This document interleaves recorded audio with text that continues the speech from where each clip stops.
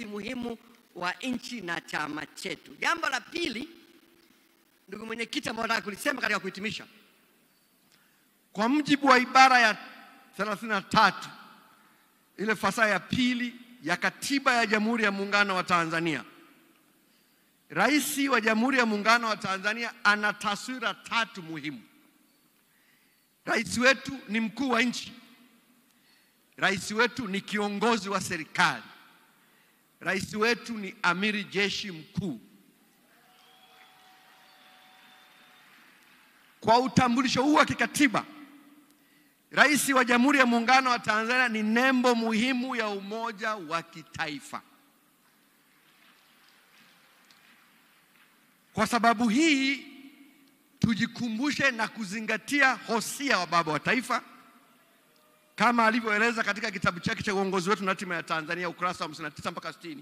Alisema, na ninanukuu, huwezi kumtikisa rais wa nchi bila kuitikisa nchi yenyewe. Naomba nirudie. Huwezi kumtikisa rais wa nchi bila kuitikisa nchi yenyewe. Ni vizuri jambo hili likatamkwa waziwazi, mwisho wa kunukuu.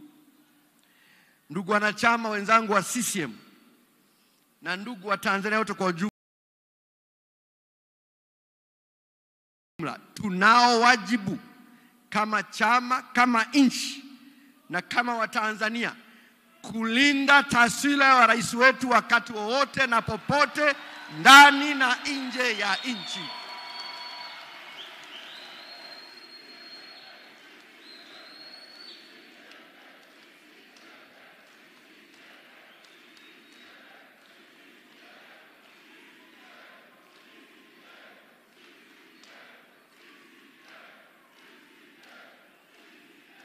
Asanteni sana, asanteni sana.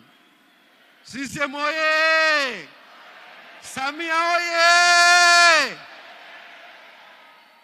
Jambo la 3, ndugu mwenyekiti. Jambo la 3. Tafiti za sayansi ya siasa. Huu ni mwaka wa uchaguzi. Tafiti za sayansi ya siasa zinaonyesha kuwa ili chama cha siasa kishinde katika uchaguzi mkuu, kinahitaji mambo 4 ya msingi. Mosi, chama kinahitaji kiwe na historia na rekodi ya utekelezaji wenye mafanikio yanayoonekana, kuelezeka na kushikika. Chama hicho kwa sasa katika nchi yetu ni Chama cha Mapinduzi. Pili, ili chama kishinde, kinahitaji mgombea makini na usalama wa nchi na uhusiano mwema wa kimataifa. Mgombea huyo kwa Jamhuri ya Muungano wa Tanzania kwa sasa anaitwa Dr. Samia Suluhu Hassan.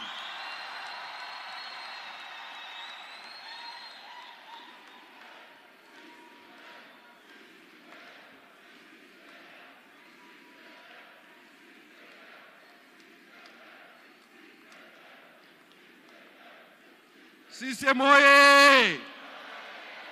Na kwa Zanzibar mgombea huyo anaitwa Dr. Hussein Ali Mwinyi.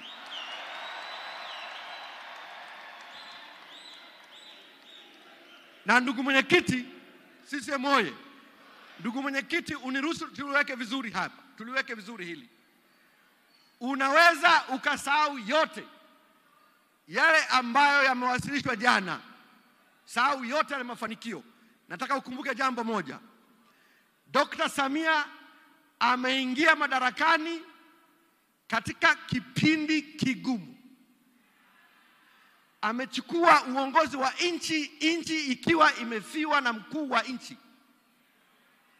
Mtihani mkubwa aliyokuwa nao ni kuhakikisha kwamba nchi inabaki kuwa tulivu na salama.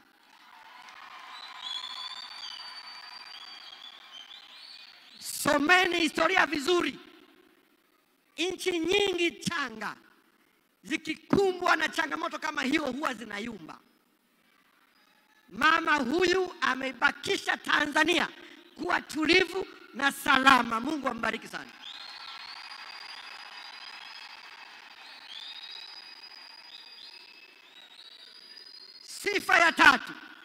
Sifa ya tatu ya kushinda uchaguzi ni umadhubuti wa chama cha siasa unaothibitishwa na umoja na mshikamano wa viongozi na wanachama wake, na ambacho kina uzoefu kutoa uongozi wa nchi. Chama hicho kwa sasa kinaitwa Chama cha Mapinduzi.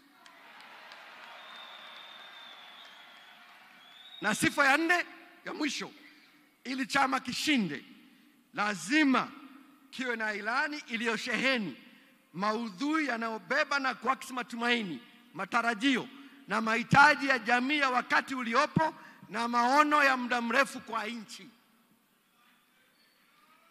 Tumewasilisha ilani hapa. Tafuta chama kingine kitakachokuja na ilani kama hii. Chama chenye ilani ya kuivusha Tanzania leo na kesho ni Chama cha Mapinduzi.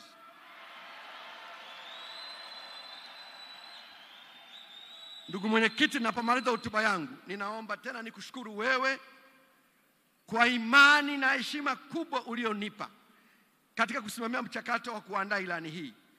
Ni matumaini yangu na wajumbe wenzangu katika kamati uliounda kwamba tumekidhi matarajio yako, matarajio ya halmashauri kuu na chama chetu kwa jumla. Ni imani yetu kuwa ilani tuliyowasilisha hapa utakuwa ni mwongozo muhimu wa sera za serikali katika miaka 5 ijayo. Nikushukuru zaidi ndugu wajumbe, gharama zote za kuandaa ilani hii zimebebwa na Chama cha Mapinduzi kwa maelekezo ya mwenyekiti wetu. Na kwa kweli hatukukwama hata kidogo. Na nimshukuru sana Katibu Mkuu Comrade Mheshimiwa Balozi Dr. Emmanuel Nchimbi, ambaye muda wetu amekuwa karibu na sisi.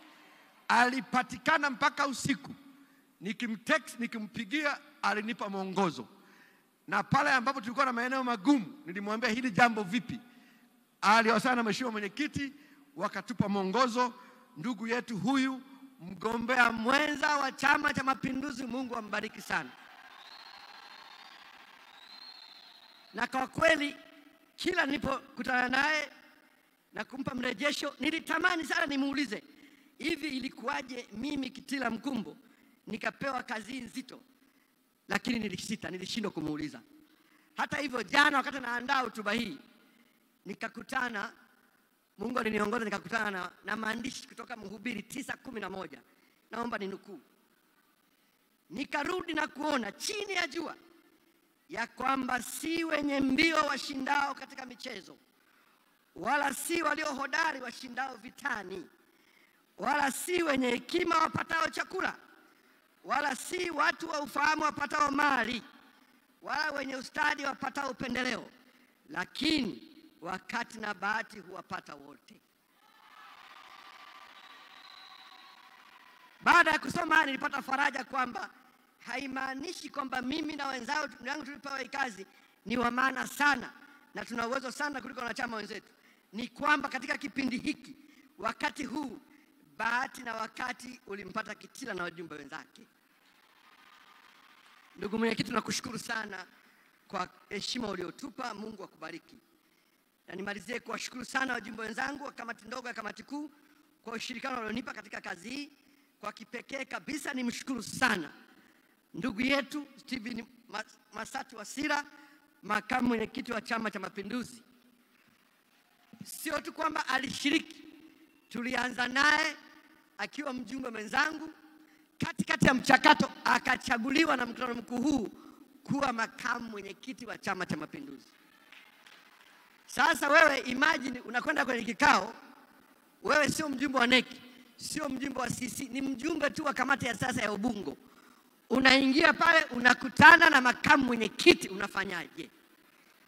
Lakini baba huyu nikataka kumpisha kwenye kiti, akasema hapana, wewe ndio mwenyekiti, kaa hapo, ongoza kikao. Alinipa wepesi kwa unyenyekevu ambao sijawahi kuona. Mungu ambariki sana makamu mwenyekiti wa kwetu kwa kazi aliyofanya.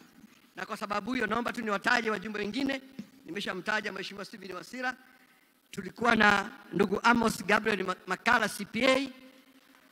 Yeye ndio alikuwa mwenyekiti wa kamati ya ufundi kwenye kamati yangu, alikuwa katibu wa kamati. Makala oye! Na yeye kwa kweli namshukuru sana, kwa sababu pamoja na kwamba ni bosi wangu kwenye chama, alinipa ushirikiano nikaweza kufanya kazi hii. Mungu akubariki sana CPA Makala. Tulikuwa na ndugu Rabia Abdalla Hamidu, mjumbe wa kamati kuu. Tulikuwa na ndugu Mohamed Abud Mohamed, mjumbe wa kamati kuu, mzee wangu, Mungu akubariki sana. Ndugu Leila Burahani Ngozi, ndugu Dr. Saada Mkuya Salum, mjumbe wa NEC, na alikuwa pia makamu mwenyekiti wa kamati yetu, na amesimamia vizuri sana lile eneo la mazingatio maalum kuhusu ilani